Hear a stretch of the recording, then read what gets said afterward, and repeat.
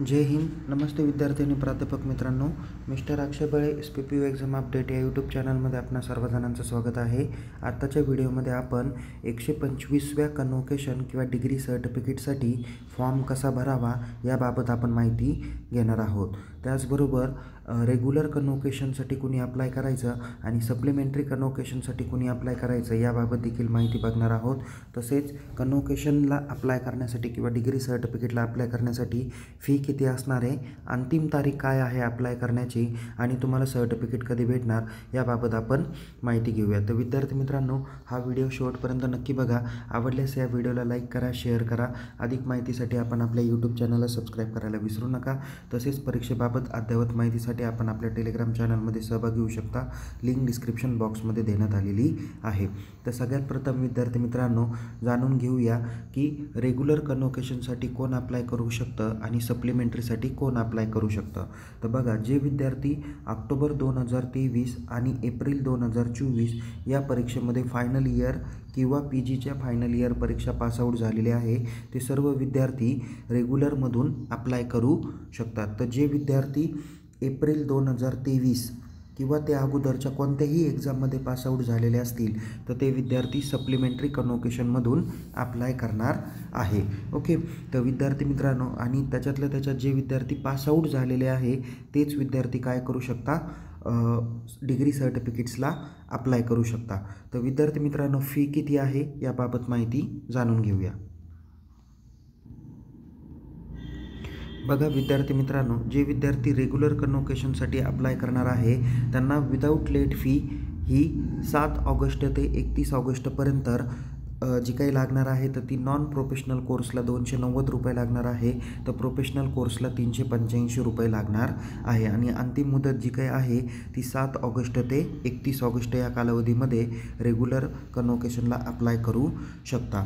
तर लेट फीसह जर का अप्लाय करायचं असेल तर त्यासाठी नॉन प्रोफेशनल कोर्सला 510 रुपये फी आहे, तर प्रोफेशनल कोर्सला 685 रुपये फी आहे.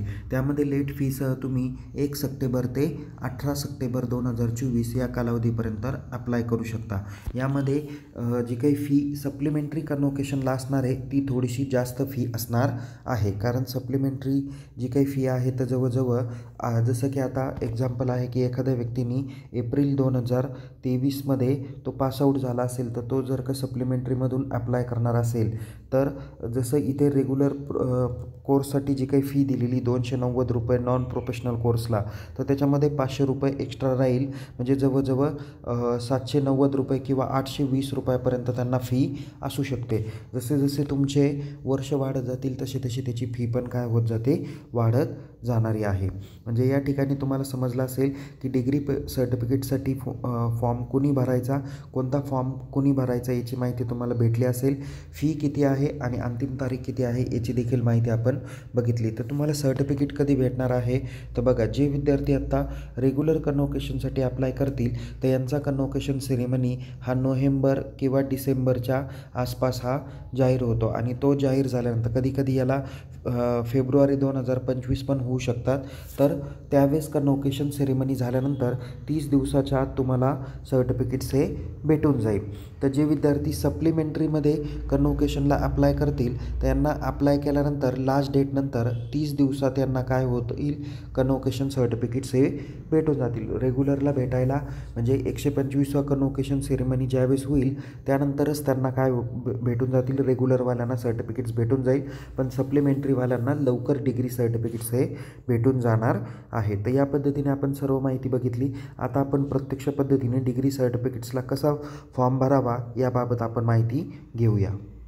यासाठी विद्यार्थी मित्रांनो, तुम्ही सगळ्यात अगोदर unipune.ac.in या ऑफिशियल होमपेजला जा.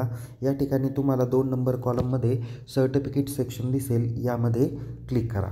सर्टिफिकेट सेक्शनवर क्लिक केल्यानंतर इथे तुम्हाला सर्टिफिकेट सेक्शनमध्ये पूर्णपणे माहिती भेटेल.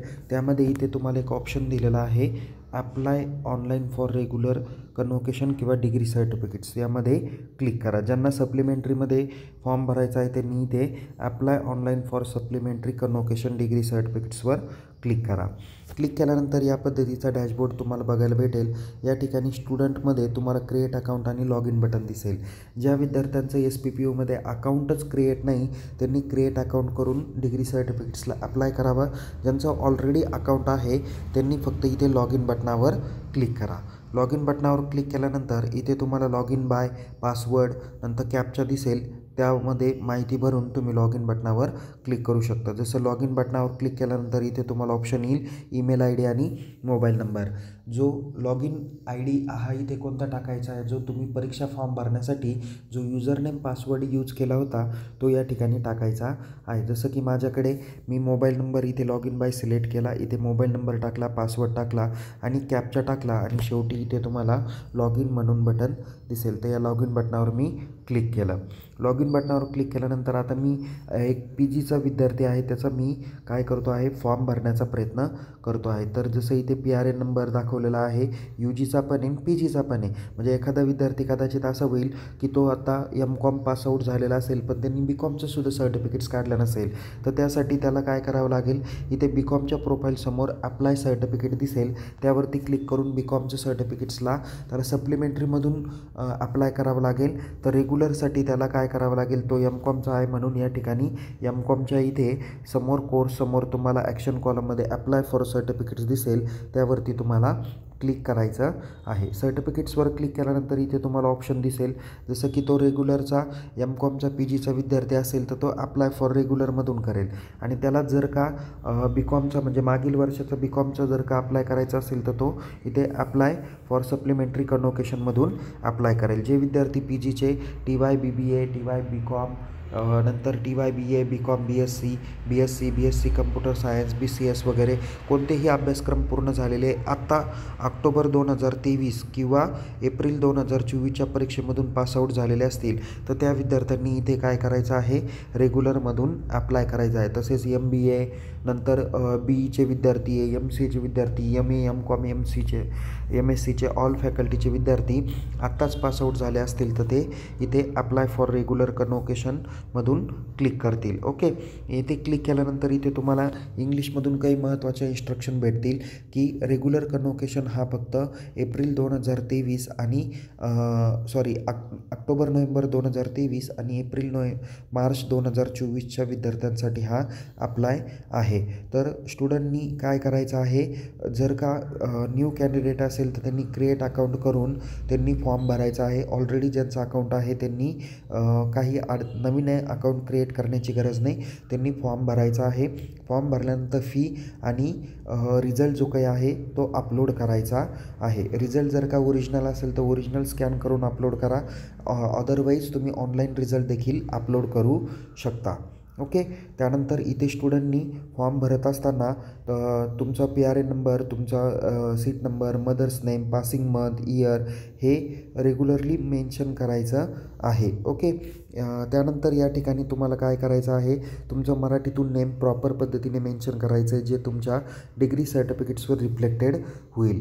PhDचे किंवा MPhilचे विद्यार्थी असेल त्यांनी डिक्लरेशन जे काही दिलं जातं त्या पद्धतीने त्यांनी फॉर्म भरायचा आहे आणि डिक्लरेशनची जी काही कॉपी आहे ती त्यांनी स्कॅन कॉपी अपलोड करायची आहे.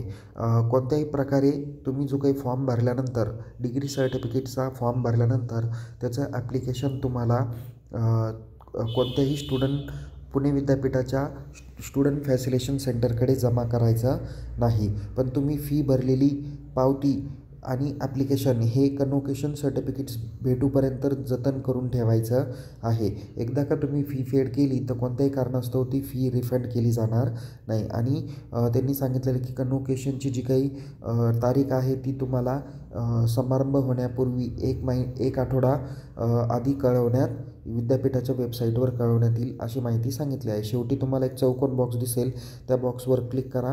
मी सर्व सूचना वाचल्या आहे आणि समजल्या आहे यावर क्लिक करा आणि अप्लाय बटनावर क्लिक करून पुढे जा. अप्लाय बटनावर क्लिक केल्यानंतर इथे तुमचा PRN नंबर दिसेल. इथे तुम्हाला सिलेक्ट पासिंग मंथ तुम्हाला काय किंवा पासिंग इयर सिलेक्ट करायचं आहे. जे 23 असेल तर 23 करा आणि 24मध्ये पासआउट झाला असेल तर 24 इयर सिलेक्ट करा. ती इयर सिलेक्ट केल्यानंतर इथे तुम्हाला चेक PRN व्हॅलिडेशन या बटनावर क्लिक करायचं आहे. त्या बटनावर क्लिक करा. या ठिकाणी बघा तुम्हाला एक एडिट म्हणून ऑप्शन दिसेल आणि बाकीची सर्व माहिती या ठिकाणी तुम्हाला बघता येईल. बघा आता या ठिकाणी जसं इथे थोडंसं ब्लरिंग दिसेल. ओके, म्हणजे या इन्फॉर्मेशनमध्ये तुम्हाला कुठेही बदल करता येत नाही. तुम्हाला जर का बदल करायचा असेल तर या ठिकाणी तुम्ही एडिट बटनावर काय करू शकता, क्लिक करू शकता. बघा एडिट बटनावर क्लिक केल्यानंतर इथे जिथे जिथे तुमचं ब्लरिंग होतं तर ती माहिती आता काय करता येईल, तुम्हाला एडिट करता येईल. ओके, सो या ठिकाणी तुम्ही एडिट करू शकता. सो इथे बघा जसं की तुमचा PRN नंबर आहे, तुमचा सीट नंबर, जेंडर, त्यानंतर तुमचा student name as per your mark list, त्यानंतर इथे देवनागरी लिपीमध्ये तुमचं पूर्ण नेम म्हणजे मराठीमध्ये तुमचं पूर्ण नेम, मदर्स नेम तुम्हाला टाकायचं आहे, कंट्री इंडिया सिलेक्ट करायची आहे, स्टेट तुमचं महाराष्ट्र सिलेक्ट करायचं आहे, डिस्ट्रिक्ट, तालुका. या ठिकाणी आता एखादा विद्यार्थी म्हणेल की सर मी जर का बाहेरच्या राज्यातला आहे आणि मी फक्त शिक्षण घेण्यासाठी पुणे विद्यापीठाकडे आलेलो होतो, आता मला सर्टिफिकेट्स माझ्या राज्यामध्ये पाहिजे नसेल तर त्यांनी इथे कंट्री, स्टेट किंवा त्याची डिस्ट्रिक्ट, तालुका सिलेक्ट करताना तो सिलेक्ट करणं अपेक्षित आहे. इथे पिनकोड टाका, तुमचा ॲड्रेस जो काही आहे त्याच्यातला पिनकोड नंबर टाका, ॲड्रेस टाका, इथे तुमचा mobile number, mail ID mention करा. इथे आता तुम्हाला कॉलेजचा पिनकोड सर्च करायचा आहे. त्यासाठी तुम्ही काय करा, इथे क्लिक टू चेंज कॉलेज या बटनावर क्लिक करा. या बटनावर क्लिक केल्यानंतर या पद्धतीने तुम्हाला लिस्ट बघायला भेटेल. तर इथे तुम्हाला सर्च बटन दिसेल किंवा सर्च म्हणून टॅब दिसेल. त्या सर्च याच्यावर तुम्ही एक तर तुमच्या कॉलेजचं नेम सर्च करा किंवा तुमच्या गावाचं नेम सर्च करा. त्यानंतर इथे तुम्हाला काय होईल, तुमचा पिनकोड बघायला भेटेल. जसं या विद्यार्थ्याचा पिनकोड हा कॉलेजचा कोड CAAN 018770 आहे. जसं विश्वलता आर्ट्स कॉमर्स कॉलेज नाशिक. तर येथे सिलेक्ट बटनावर त्यांनी क्लिक करायचं आहे. सिलेक्ट बटनावर क्लिक केल्यानंतर या पद्धतीने तुम्हाला कॉलेजचा पिनकोड, कॉलेजचा कोड, त्यानंतर कॉलेजचं नेम तुम्हाला दिसून येईल. त्यानंतर तुम्हाला पुढे प्रश्न विचारला जातो, इज युअर कॉलेज ॲटोनॉमस. जे कॉलेज ॲटोनॉमस असेल त्यांनी येस करा, नसेल त्यांनी नो करा. यानंतर तुम्हाला फॅकल्टी नेम सिलेक्ट करायचा आहे, म्हणजे तुम्ही कोणत्या फॅकल्टीमधून हा डिग्री सर्टिफिकेट्सला अप्लाय करता. जसं हा विद्यार्थी कॉमर्सचा आहे तर त्यांनी कॉमर्स म्हणून सिलेक्ट करायचं आहे. एखादा विद्यार्थी आर्ट्स, सायन्स नंतर आणखीन कोणता असेल तर त्यांनी ते ऑप्शन या ठिकाणी सिलेक्ट करायचं आहे. ओके, यांनी कॉमर्स सिलेक्ट केलं, कॉमर्समध्ये त्याचा कोर्स MCOM असेल तर या ठिकाणी तुम्हाला ड्रॉपडाऊन लिस्ट तुम्हाला बघायला भेटेल. थोडंसं खालती स्क्रोल केल्यानंतर इथे तुम्हाला MCOM म्हणून एक टॅब दिसेल. एक MCOM एक्सटर्नल पण आहे किंवा एक MCOM ई-कॉमर्स पण आहे आणि एक नुसतं MCOM पण आहे. काही विद्यार्थी म्हणतील sir MCOM business administration select करू का, तर नका करू. तर इथे फक्त जो काही MCOM म्हणून एक टॅब बघायला भेटेल तर तो टॅबच काय करा, इथे सिलेक्ट करा. ओके, या विद्यार्थ्यांनी MCOM कोर्स सिलेक्ट केला आणि त्यानंतर त्याला काय करायचं आहे, इथे बघा कोर्स त्यांनी MCOM सिलेक्ट केला. इथे पासिंग मंथ त्या ठिकाणी टाकायचं आहे. तर पासिंग मंथ तुम्ही कोणतं टाकू शकता.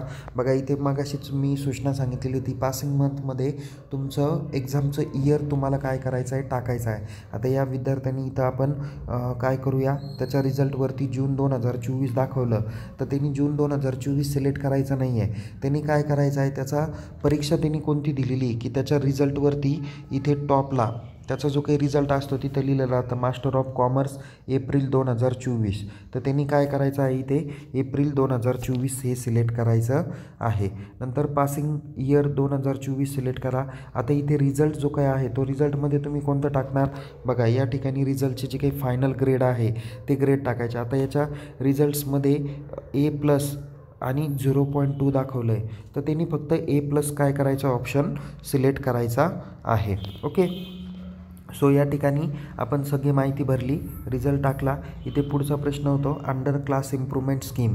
तर या ठिकाणी टिक करू नका. जर तुम्ही क्लास इम्प्रूव्हमेंट परीक्षा देऊन मध्ये क्वालिफाय झाला असेल किंवा पासआउट झाला असेल तरच तुम्ही त्याच्यावर क्लिक करा आणि सबमिट बटनावर क्लिक करा. सबमिट बटनावर क्लिक केल्यानंतर तुम्हाला मेसेज येतो, do you want to submit.